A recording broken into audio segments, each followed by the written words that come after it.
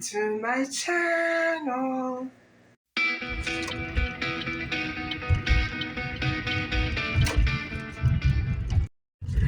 Hi, how's everybody doing?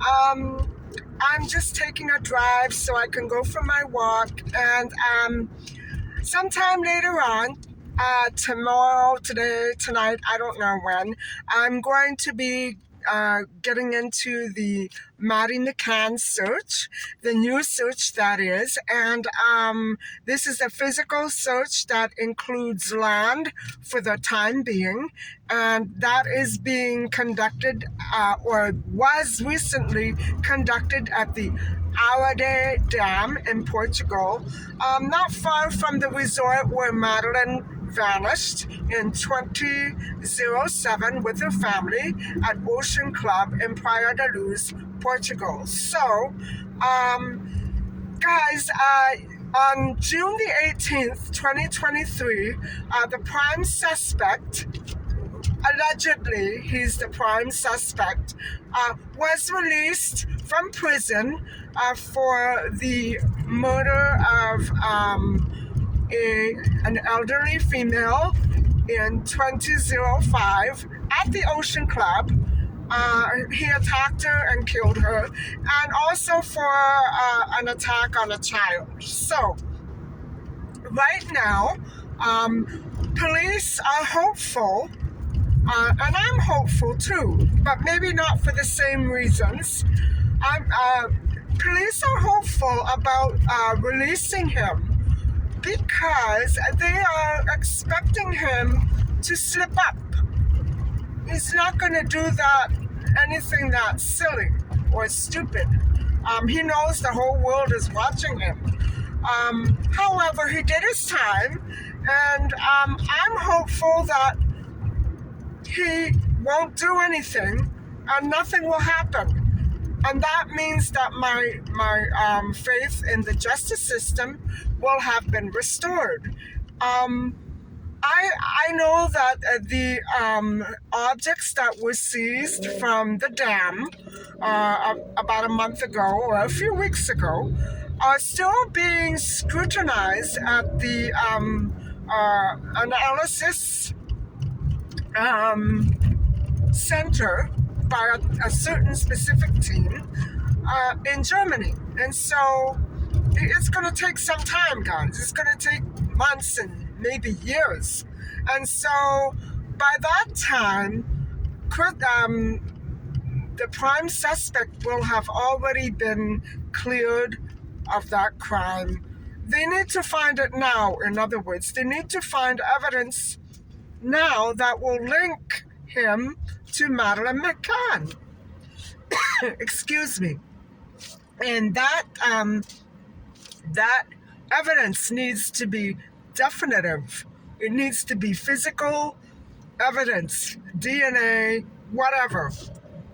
And I have linked another video examining the situation surrounding the new search at this dam, and I put it on my Missing Kids playlist, and it's really an awesome video, and I hope that you guys, if you're interested in following this case, I hope that you manage to get a chance to look at it, because it's quite fascinating, and she does such a good job with this. So it's awesome, guys. Now, there is a criminologist or a forensic expert who questions this is the first search in 9 years, guys, for Marie Cruz since she disappeared. I know that they searched that general area when she did disappear because it was remote and it was a popular spot. It's not a crowded spot, but many people went there because it was beautiful. And so the prime suspect himself spent an enormous amount of time there, and the police were furthermore tipped off by a couple, a British couple who were there around Christmas time in 2007 and stumbled upon a shrine that indicated it was in honor of Madeleine McCann. And so that is what led the police to this particular scene again, but in a certain pinpointed area right by the water. And so they collected a whole bunch of objects, as you know, and they are being investigated now. And so hopefully, they are hoping that the prime suspect may travel back there and go digging around. And so they're going to be watching him 24/7, guys. Now, I ask you, what kind of a sentence is that to have it continued when you are released from prison? But you know what? It's all because this little girl has not been found, and it's all because of that shrine that somebody created in 2007 at that dam. So the police are right to suspect him, but there are in fact more like six suspects, and two of them are dead. And so we'll go over that a little bit later on. And right now, I'm going for my walk.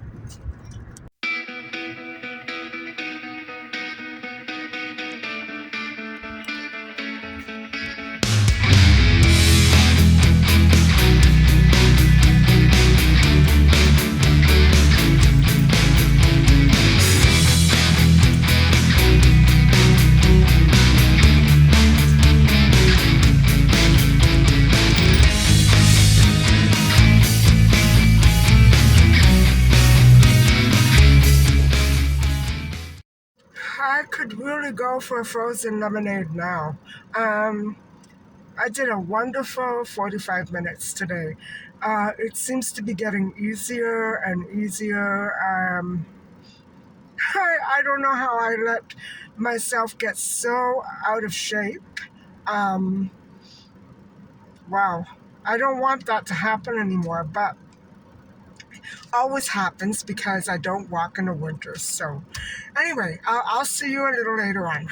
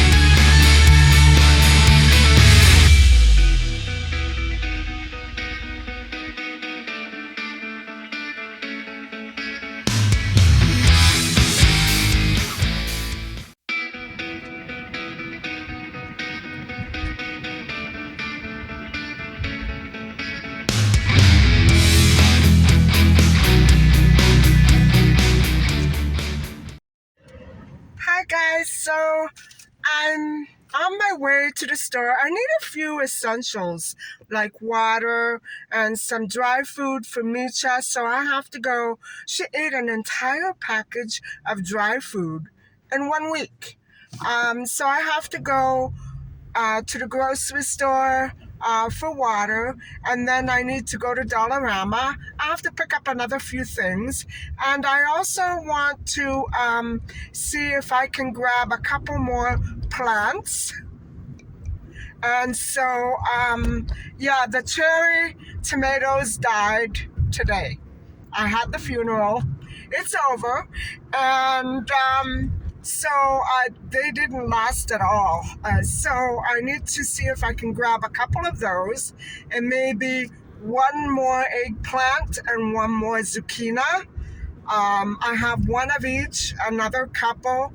Well, out of about 6 plants, I only have 2 that survived. The basil's doing okay. I don't want to jinx it. The basil is doing okay. So I think for now I'm okay with the basil. But so I have a few things to pick up today. And so hopefully I'll find everything that I need. And by the way, I'm just reminding you that it's still the next day. We're still in the same episode. And I am going to be speaking more on Madeleine McCann and the search later on today. And so I wanted to also let you know, guys, that I am seriously thinking that I'm going to do the lemonade cleanse one more time, just to be clear on the results, because I really need to feel right about it, and I don't feel right about it as of now. I don't feel right about it. I have very minimal results. Healthy, I feel healthy. Health-wise, it's not bad, but it could be much better. And so I don't understand the lack of significant progress. And so that's why I am trying to get to a point where I feel comfortable with, because that was a 10-day stretch. And I know it wasn't the right time for me to start. So that could have been a lot of it, why I wasn't feeling ready for it. But I'm feeling ready now. But I think I'm going to wait another few days or so, because I want to do some more taste challenges with you. I'm thinking of doing a fried chicken taste test, and maybe some Asian food, maybe egg rolls. I'm not sure, but I know definitely for sure I'm focused on my favorite foods. And so that's coming up soon. And hopefully that'll be enjoyable. I know I'm going to enjoy it, but I don't know about you guys. And so anyway, on to the grocery store.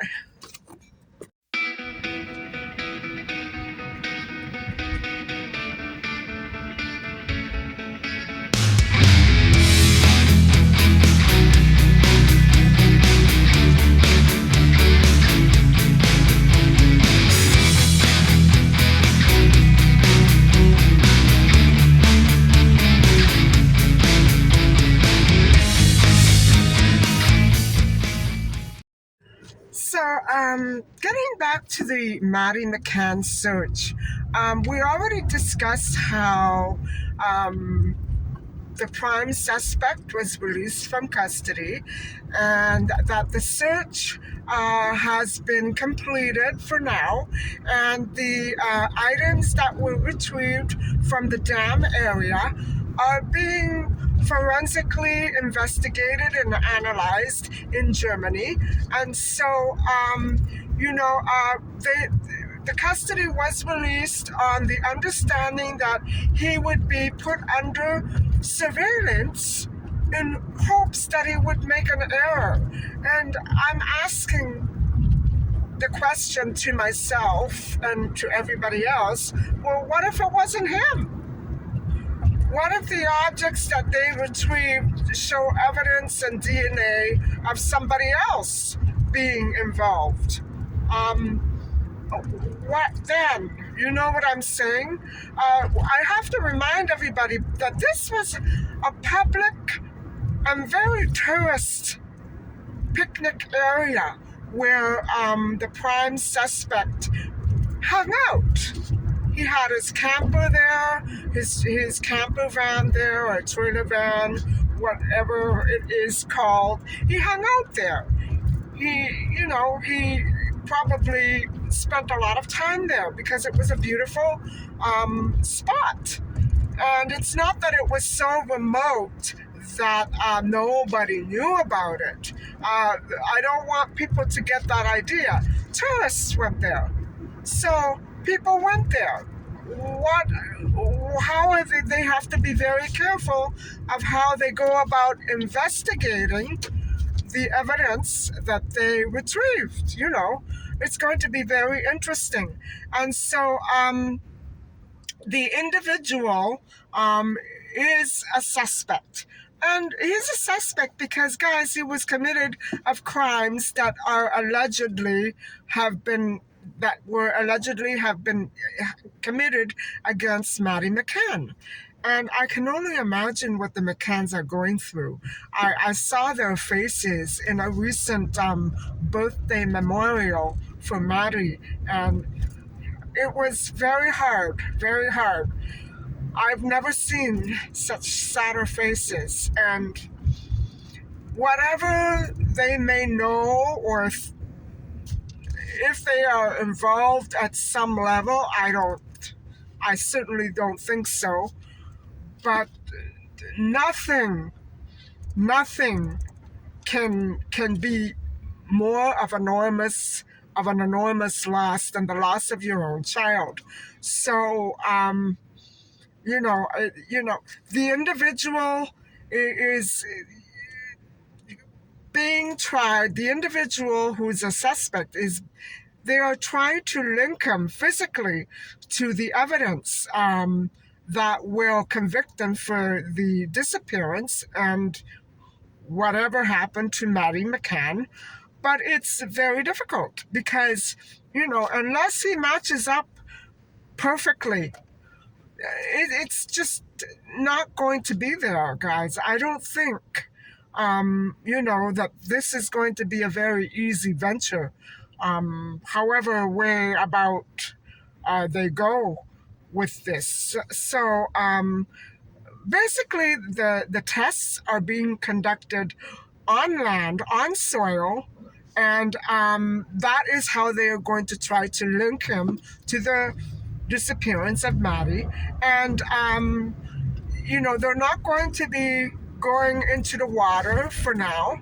I think that maybe if they get further evidence that might indicate she actually was put in water, then maybe yes, they will go for more scuba diving investigations. But they are going to try to match him up through the soil, guys, through the soil. And they are going to hope that he slips up and that they can jail him permanently. This investigation should have been done years ago had it not been for the simple fact that the clue that these tourists, this couple, tried to give the police, it just wasn't met with the right kind of seriousness that was necessary. Maybe it didn't seem like a clue. Maybe it just seemed like, we found a shrine for Maddie, and I would have investigated it immediately because anything related to Maddie would have been suspicious, especially in 2007. But that didn't happen. So guys, however late it is, this search is actually directly linked to a very intense and team effort by various police forces globally to bring the offender of Madeleine McCann to justice, and to bring Maddie to justice as well, to bring the victim and all of the hardship that she endured as a 3-year-old child. They want to bring that to justice. And so I believe that this plan, however ingenious some people may think it is, I would say this. Okay, the man is the type of criminal that fits their profile. That doesn't mean he did it. I'm not saying that he's innocent. I don't know. I don't have the information. But I do believe that if he was in fact linked to her murder. Now, we don't know if she's dead because we can't find her remains. If he was, in fact, linked to any such occurrence, I think we would have found it by now, right? Um, we've been to his house.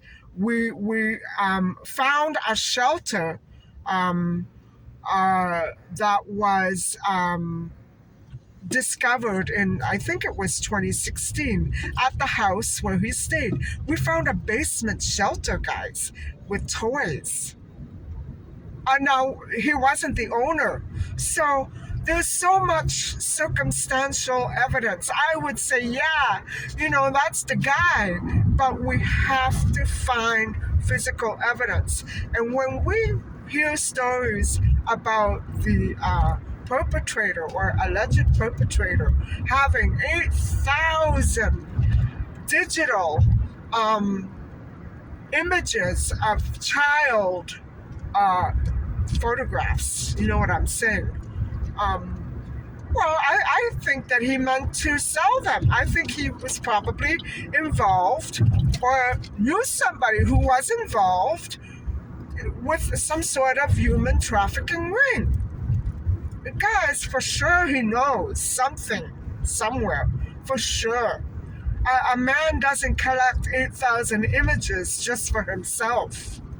I you know, I think it's more about money because human traffickers, that's how they deal with life and dollar signs. They are ruthless and greedy and miserable, conniving people. And the force that drives them, guys, is not necessarily physical attacks on people. Although this guy fits the bill for that too. It's more money. He sold drugs on the side. So maybe he reformed, he rehabilitated. We have to give him some sort of benefit of the doubt here. We can't just automatically assume that he's the guy and it's just a matter of time that before he makes one move and then we can arrest him. That's not the way to go about this. Obviously, he's going to have a bad day. I don't know how soon, but we can't all automatically assume that it's going to infer guilt. We can't. We can't. Because that would be a mistake. That would be faulty judgment on our part. I do think he has a connection to a human trafficking ring. I also mentioned earlier that a forensic investigator by the name of Dr. Green said that he has formulated three very credible theories, possibilities as to what could have happened, and he goes over it with us in these theories. He tries to make some form of logical possibilities for what could have happened. And so he thinks that the search is based on three possible avenues. And one, by the way, again, I'm reminding you that the area that is being searched or was just previously searched was the area 30 miles from Ocean Club where Madeleine went missing or met with an accident or was snatched. We don't know what's going on. And 30 miles of that, the Arade, the Arade, Arade Dam.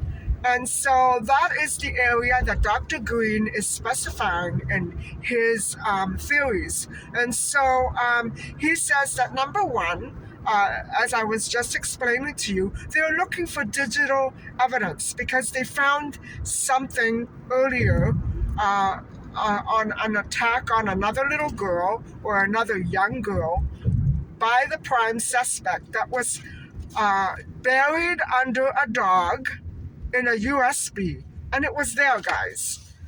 It was all on film. So he's not a very honorable person at all. This is the kind of guy that is a definite public health and safety risk, a public safety risk. He's a threat. No matter how you look at it, he's a threat. And so, they're looking for digital evidence that's underneath the ground. And that's why they made those holes near the dam. Because they figure, well, if we buried anything, it's going to be here.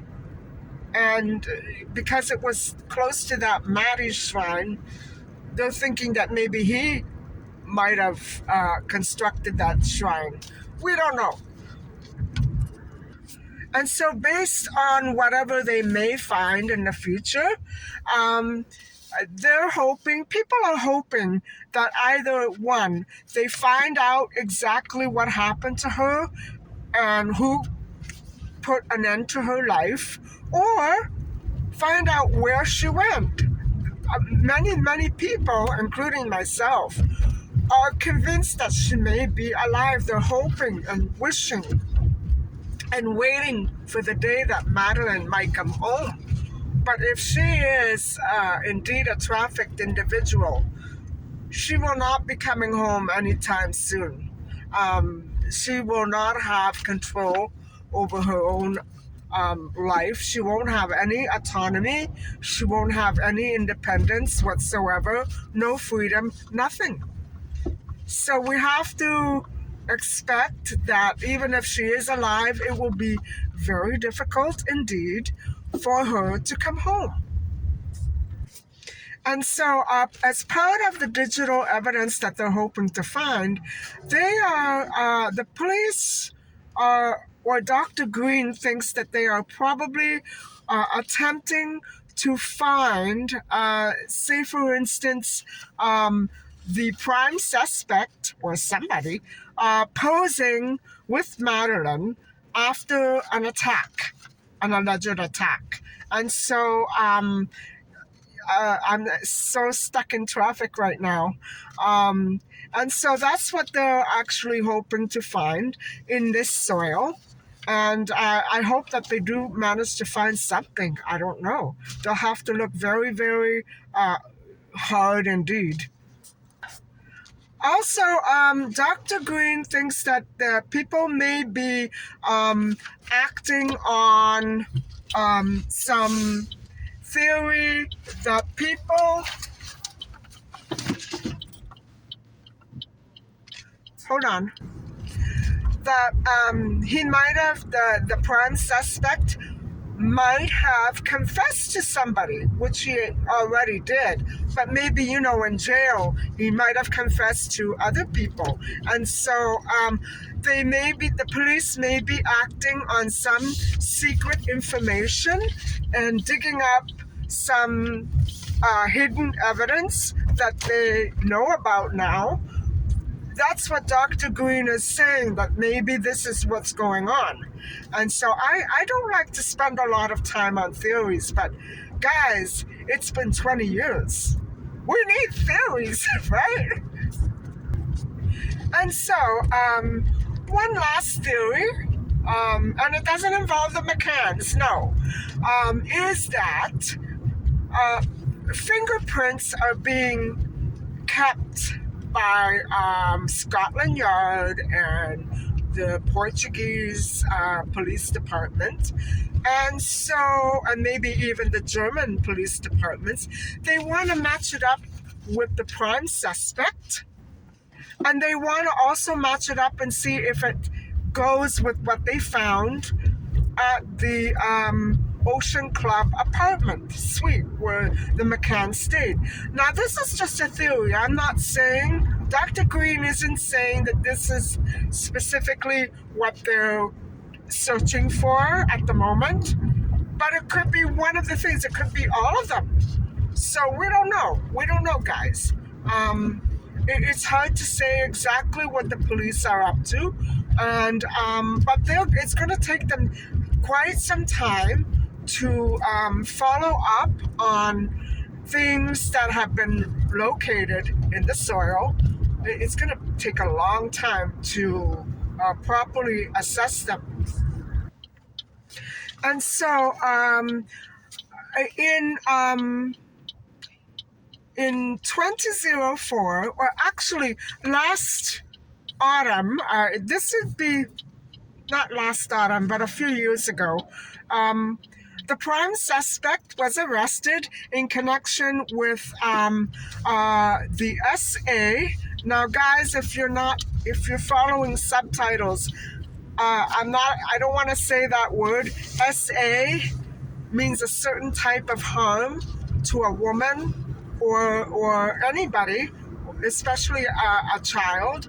And so he was charged in the crime of uh, harm to a travel representative in 2004. And so she was found dead. And so he was charged with that. Also with the SA of a 10-year-old girl on a beach near Praia da Luz in 2007. So these crimes occurred within the span of 3 years, and right around the time that Madeleine McCann went missing, right in between those two events. And yet he managed to get away until 2018 without ever being arrested or anything. And so that is why they're being very careful now. They're being very careful, and they believe he's done a few things already. They want to catch more. They're probably right. There's probably more. So, people, we're looking at the psychological profile of a real psychopath, and I'm not labeling that on my own. He's been labeled that by forensic and psychological experts and doctors. He's very sadistic, and to hide child images under a dead dog, that has to be really disgusting. That's, I can't imagine how he got away with so much for so long. Anyway, guys, let's just briefly go over the 6 suspects, and then I'm going to break off. So who are the 6 suspects? Well, one of them we've been talking about quite a bit, actually. The other is the Martin Smith sighting, which I don't know if we should take it as credible. I don't even know if it's linked, but many people are going by that. So the Martin Smith sighting, that man was identified as Jerry McCann, but only between 60 and 80%. Guys, it can't be. Okay, enough on that. And another is Raymond Hewlett, who was a pedophile who lived in Praia da Luz during those years, during the time span that Maddie went missing. And he claimed that he made a big, mysterious sale in Morocco. So that was suspicious.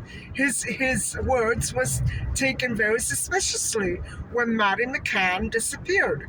And so he had been noted for he was a pedophile, guys. And he had these links to gypsy trafficking rings, and they wanted to buy his children. He wouldn't let them. He was a pedophile, though. He moved back to Germany and has since died, so he's not around anymore. But he would have been around the same lines He fit the profile, guys. He fit the profile. And so that's two suspects, three suspects. Another one is, let me see, um, Euclides Montero, who was actually working at Ocean Club but was fired. And he actually, hold on. So Euclides was fired from Ocean Club in 2006, and he was involved in petty theft, burglary, stuff like that, and he had been jailed, and so he was a heroin addict, and so he must have known the prime suspect, because the prime suspect was a dealer, and they both worked at Ocean Club. So you can imagine the kind of stuff that this place where the McCanns chose to stay with their children really actually was. I'm sure the management meant well, but you know, that is taking a chance, right? You don't want offenders near children in a hotel that you're running, right? I wouldn't have done it. I don't care how reformed they are or how sweet and nice. No, you don't take chances like that with people traveling. You know, so I think it was a big mistake on the part of the Ocean Club management, and shame on them. They made a mess. Anyway, hold on. This guy died in a tractor accident in 2013, but that sounds very shady to me. I hope to God he wasn't put out of his life because he was a suspect. I hope not. And so for the other two identities, we have charity collectors who went about the Ocean Club suites asking for bogus money, and they were probably staking the place out for burglaries and whatnot. What a nasty place. What a nasty place. To have people panhandling like that, where was the security? Did they not have a gate? I don't understand why it wasn't a gated community. In other words, most hotels and most apartment condos for tourists are gated with security. So I don't understand why this was such an issue. People traveling all that distance and spending all that money with all their children deserve better treatment than that, don't you think? And just because nothing really happened, or nothing was really reported stolen, that doesn't mean that it should have gone on. And so the last one on the list, he's not identified. He is known as an attacker, an intruder who really actually assaulted 5 little girls between the ages of 7 and 9 in the Algarve, around before, during, and after the time that Madeleine McCann disappeared. And so those are the 6 suspects. Now, we don't know if the persons or person were multiple or one that I'm talking about in this very last instance. So there you go. Those are the 6 suspects. And one last word. And so, guys, Dr. Green is talking about the profile of a case that I just went over with you. Joseph James D'Angelo, who was indeed a horrific child abuser, a murderer, a ransacker, a rape, an attacker. And so he did this on a serial basis. And so Dr. Green is advising us that he thinks that one of these identities who are a suspect could be such a person. Not D'Angelo himself necessarily, because D'Angelo wasn't in Portugal, at least not that I know of. No, but very similar, who has a whole range, a whole spectrum of crimes beneath his belt. And so he may be lurking behind a burglar profile or looking behind a drug dealing profile. We don't know. But he's, Dr. Green is actually trying to tell us that the genetic profile of such a person is difficult to capture, because you have to basically know exactly who it is and then match up their DNA with whatever is found at any given scene. So it's very, very difficult, guys.